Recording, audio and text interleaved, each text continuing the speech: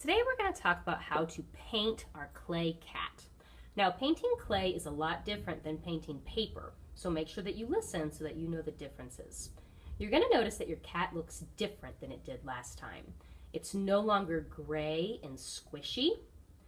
It's white and very hard. So be careful, because if you drop your cat on the table, you could very easily break it, especially the tail or other little tiny skinny objects that stick off of the sculpture. So I'm going to start by putting my clay cat on a placemat that will protect my table from getting messy.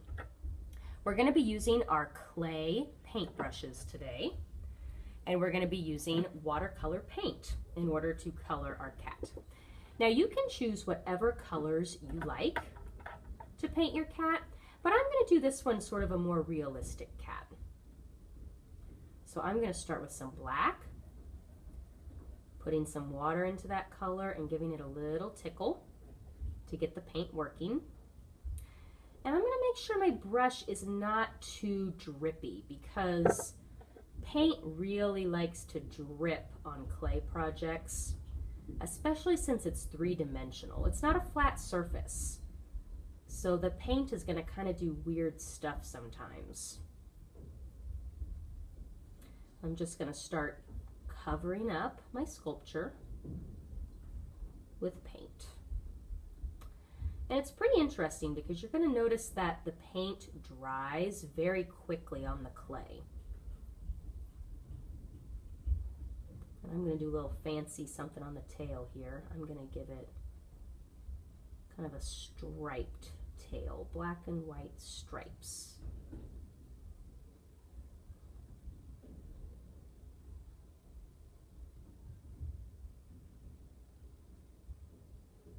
And I'm using sort of some brushy, soft brush strokes to give my cat some texture so that he looks furry a little bit.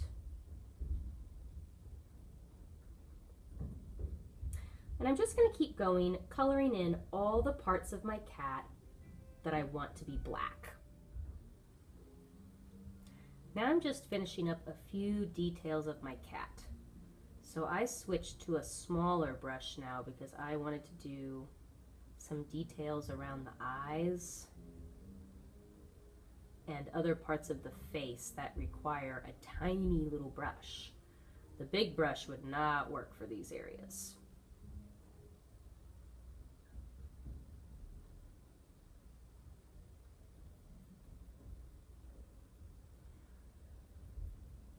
Another thing that I'm planning on doing is I'm going to blend a little bit of white into my black paint.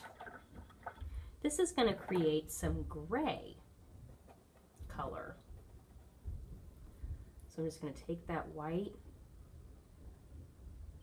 and sort of mix it into some areas of the black.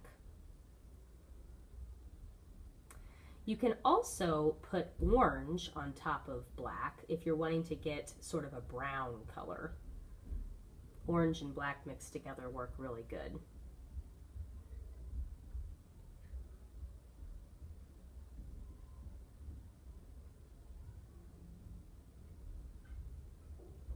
And I'm just going to keep on going, filling in any little details that my cat needs.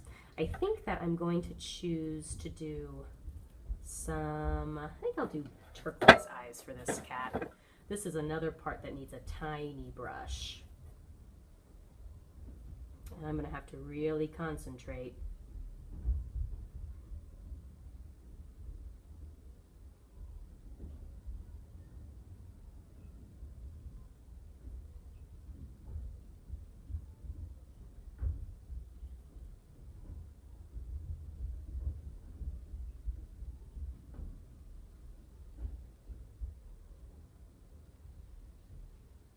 Little details can be tricky, but they're important. Now, when your cat is all finished, there's one last step. We have to put Mod Podge on our clay project to keep the paint from rubbing off. So I need to clean my brush really, really well, and I need to dry it off really well. because we don't want to get any paint or any water inside this nice white Mod Podge. Now I'm just going to dip the tip of my brush only into the Mod Podge, and I'm going to paint it on top of every single place that has paint. And you might notice that I'm using sort of like a tapping, like a bouncing motion.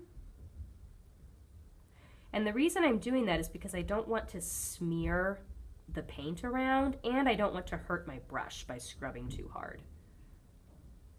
So if you tap it and bounce it, that's the safest way. And my project is starting to get a little bit messy, so the best way to do Mod Podge is to just set it on your placemat.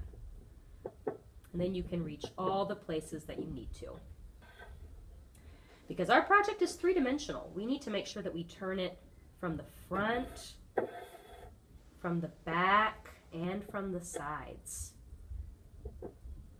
It's not like a two-dimensional drawing where only one side has to look good.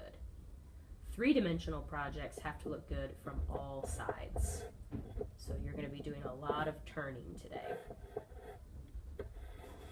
The only place that you do not need to put Mod Podge is on the bottom, because the Mod Podge is sort of like a glue, and putting it on the bottom will make your cat stick to your placemat. Now I know you might be thinking that the Mod Podge looks a little bit white and kind of icky, kind of covers up some of the colors, but don't worry, because when your project is done, the Mod Podge dries completely clear, and it actually gives it a little bit of a shine to your project, as well as protecting the paint. So don't worry about that white color. When your project is all covered with Mod Podge, you're going to take your brush and soak it in the water so that all that Mod Podge can start to soak off, and then you'll just leave your project right on its placemat.